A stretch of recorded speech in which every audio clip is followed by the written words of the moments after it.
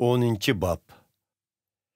Sizlar bilan bilib bo'lganda muomalasi yumshoq, lekin bilib bo'lmaganda sizlarga qarata qattiq qo'l deb qaralgan menki Pavlus Ayso Masihdak muloyimlik va rahimdillik bilan sizlardan shuni o'tinib talab qilmanki, yeninglarga bag'inimda bizni bu dunyoning arzu havasri bo'yicha yashaydiganlar deb qaraydigan ba'zi kishilarga qilmoqchi bo'lgan qattiq muomalani sizlarga qilishimizga majbur qilmanglar.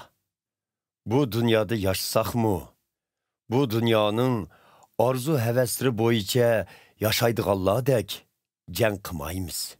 Chunki jang qurollarimiz bu dunyoga xos qurollar emas, balki shaytonning mustahkam qalalarini gumron qiladigan, Xudoning kuch-qudratiga ega bo'lgan qurollardir.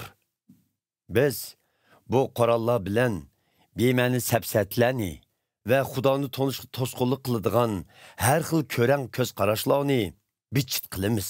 Hamda kishilarning o'z o'y-fikrlarini Ayso Masihga beqindirib, buningga itoat qilish uchun ularni qoyil qilamiz.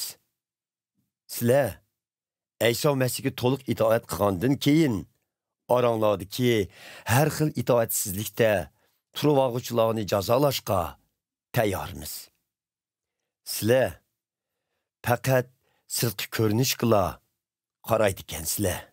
Agar biri o'zini Ayso Masihga vakil qilaman deb qarab, meni inkor qilgan bo'lsa, ya'ni yaxshiroq o'ylanib, meningmi Ayso Masihga vakil qildiganligimni e'tirof qilsin.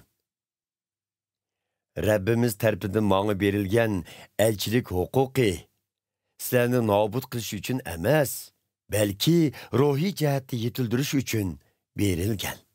Shunga bu huquq bilan ziyoda maqtansammi, hargiz xijolat bo'lmayman. Sizlar xatlarimni bizni qo'qisi uchun yozdi deb o'ylab qolmanglar. Darvaqa ba'zilar Pavlusning xatlari ham qattiq, ham kuchlik. Biroq o'zini ko'rsingiz, iqtidorsiz, so'zlari tuturuqsiz deyishidi. Bu kishilar shuni bilsinki, yiroqdan sizlarga yozgan xatlarimni nima qilaman degan bo'lsam, yeninglarga borgandimi, shuni qilaman.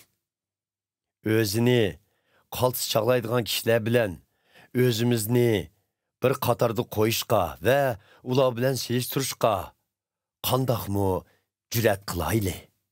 Ular o'zlarining o'lchimi bilan o'lchaydi. O'zlari bilan selishtiradi. Mana bu ularning aqlsizligini ko'rsatadi. Lekin biz o'zimizda bor bo'lmagan huquqlar bilan maqtanib yurgunimiz yo'q.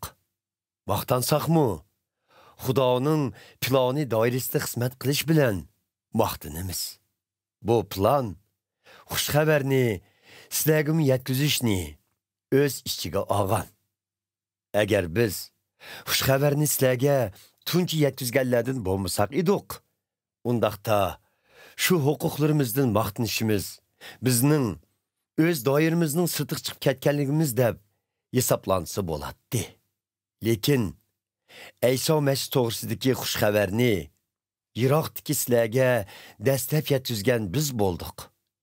Qisqasi, o'z xizmat doiramizdan chiqib, boshqalarning xizmati bilan maqtanganimiz yo'q. Biz faqat e'tiqodinglarning texmi kuchayib, oranglarda qilgan xizmatimizning texmi kengayishini umid qilamiz. Shundoq bo'lganda biz sizlardan yiroq bo'lgan, texi xushxabar yetkazilmagan joylarga berib, xushxabar yetkazalaymiz. Tayyorga hayyor bo'lib, boshqalarning o'z xizmat doirasida qilgan ajr bilan maqtanish bizga yotdir. Muqaddas yozmalarda yozilganidek, maqtandiganlar Rabbimiz bilan maqtansin. Chunki o'zini maqtaydigan emas, balki Rabbimizning maqtishiga muyassar bo'lgan kishi haqiqiy maqtashqa arziydi.